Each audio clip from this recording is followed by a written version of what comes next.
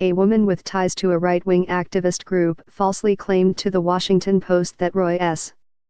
Moore, the Republican Senate candidate from Alabama, had a sexual relationship with her as a teenager, the newspaper reported on Monday afternoon.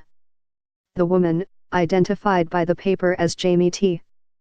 Phillips, claimed in recent interviews with reporters that she had an abortion at 15 after having sex with Mr. Moore in 1992, but the Post said that it had discovered inconsistencies in her account and evidence that the woman concocted the sensational claim to try to dupe reporters and coax them into discussing the political impact her story could have on Mr. Moore. A reporter with the Post confronted the woman about the holes in her story on Wednesday, and then Post journalists saw her on Monday morning entering the offices of Project Veritas, a conservative group that films undercover videos. The organization, led by the activist James O. Keefe, has recently targeted journalists, trying to goad them into revealing biases or unethical schemes to discredit the news media. The intent by Project Veritas clearly was to publicize the conversation if we fell for the trap, Martin Barron, the executive editor at the Post, was quoted as saying. Because of our customary journalistic rigor, we weren't fooled. A reporter and a videographer with the Post questioned Mr. O'Keefe on Monday outside his group's office in Mamaroneck, NY, about Ms. Phillips's apparent connections with Project Veritas. I am not doing an interview right now, so I'm not going to say a word, Mr. O'Keefe responded. Ms.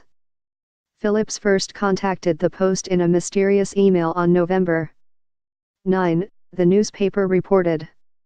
It was sent just hours after the newspaper had published a story about Lee Korfman, who said she was 14 years old when Mr. Moore, then 32, engaged in a sexual encounter with her. Roy Moore in Alabama, the email to a Post reporter read, according to the story. I might know something, but I need to keep myself safe. A reporter at the Post interviewed Ms. Phillips again on Wednesday at a restaurant in Virginia.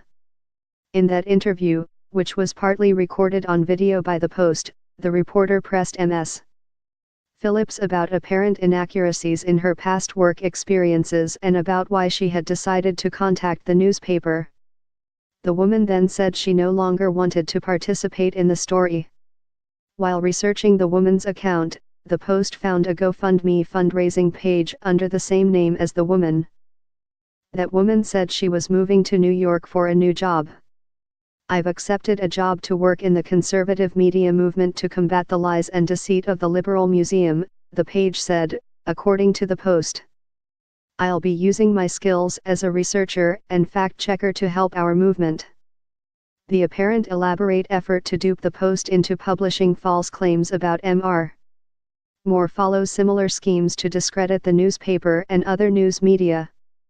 Mr. Moore has denied all allegations of sexual misconduct, and a campaign official called the claims a fabricated November surprise. In one effort to undermine the stories, a man called an unknown number of people in Alabama claiming to be reporter with the Post and offered up to $7,000 if they were willing to make damaging remarks about Mr.